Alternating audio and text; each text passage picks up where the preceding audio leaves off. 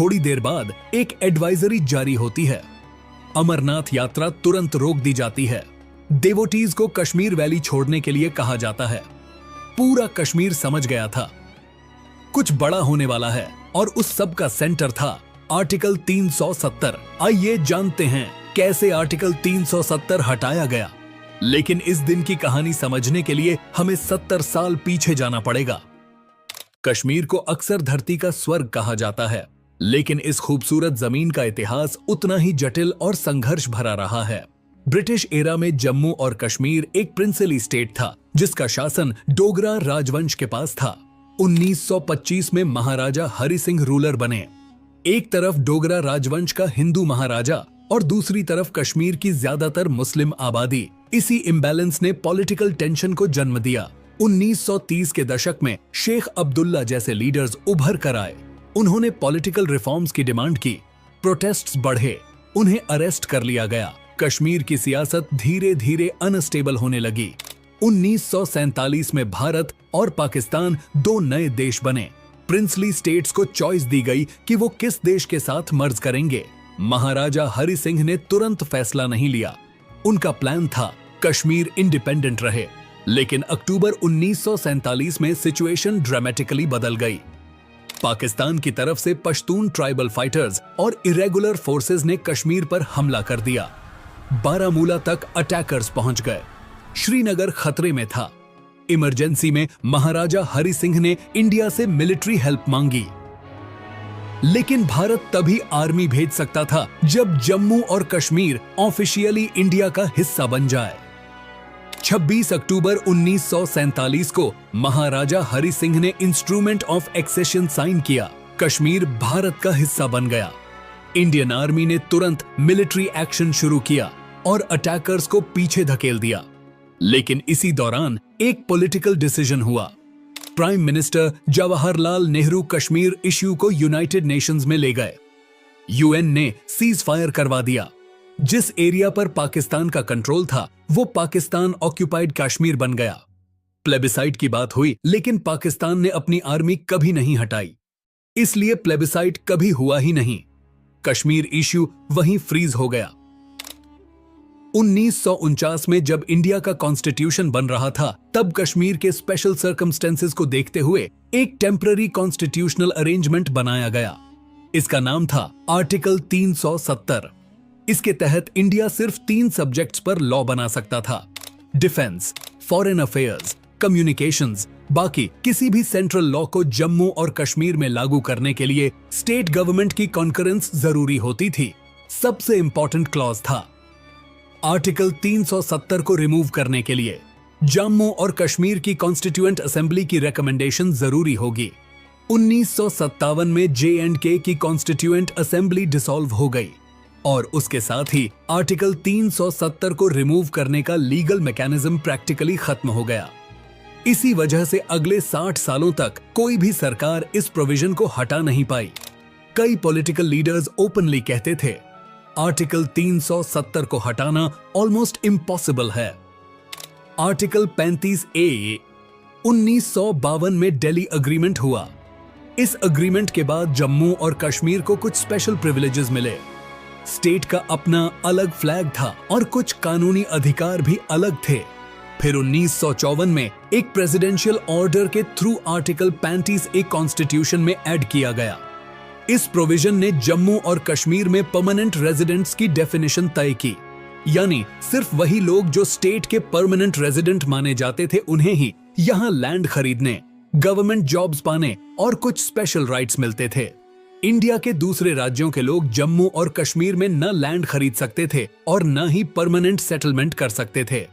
1980 के दशक में पाकिस्तान ने कश्मीर में प्रॉक्सी वॉर शुरू किया। मिलिटेंट ग्रुप्स को ट्रेनिंग और फंडिंग मिलने लगी। 1990 में सिचुएशन वायलेंट हो गई। Lakhs of Kashmiri pandits valley छोड़कर माइग्रेट करने पर मजबूर हुए। टूरिज्म कोलैप्स हो गया। डेवलपमेंट रुक गया। यूथ रेडिकलाइजेशन बढ़ने लगा। सेंट्रल गवर्नमेंट इश्यू को मैनेज करती रही, लेकिन आर्टिकल 370 को छूने की हिम्मत किसी ने नहीं की। 2014 में नरेंद्र मोदी प्राइम मिनिस्टर बने और पहली बार आर्टिकल 370 का मुद्दा नेशनल पॉलिटिक्स के सेंटर में आने लगा। बीजेपी के मैनिफेस्टो में इसे रिकंसिडर करने का वादा भी किया गया था। इसी साल जम्मू और कश्मीर इलेक्शंस हुए। बीजेपी ने 25 सीट्स जीती। पीडीपी लार्जेस्ट पार्टी बनी। बीजेपी और पीडीपी ने कोalition गवर्नमेंट बनाई। मुफ्ती मोहम्मद सईद सीएम बने। बाद में महबूबा मुफ्ती सीएम बनी। लेकिन कोalition में आइडियोलॉजिकल डिफरेंसेस गहरे थे। 2016 में बुरहान वानी एनकाउंटर के बाद वैली में वायलेंट प्रोटेस्ट्स शुरू हो गए। 19 जून 2018 को बीजेपी ने सपोर्ट वापस ले लिया। स्टेट गवर्नमेंट गिर गई। इस दौरान दिल्ली में कश्मीर पॉलिसी पर सीरियस डिस्कशंस चल रहे थे।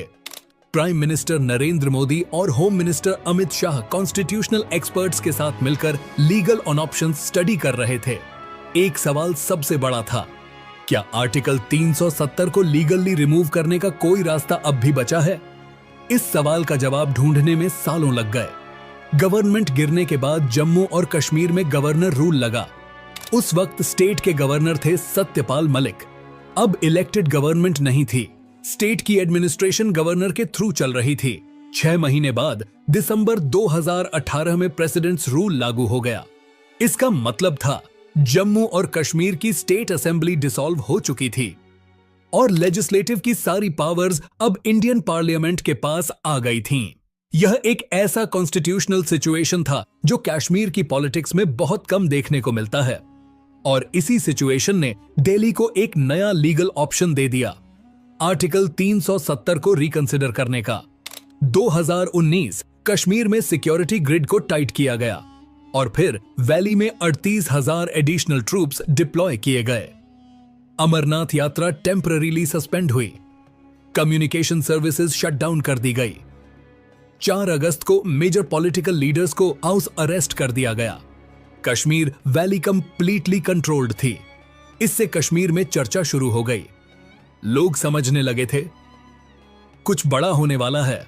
5 अगस्त 2019 की सुबह प्रेसिडेंट रामनाथ कोविंद ने प्रेसिडेंशियल ऑर्डर CO 272 जारी किया। इस ऑर्डर में कॉन्स्टिट्यूशन के आर्टिकल 367 में एक नई एक्सप्लेनेशन ऐड की गई। आर्टिकल 370 में जहां constituent assembly of the state लिखा था, उसका इंटरप्रिटेशन बदल दिया गया।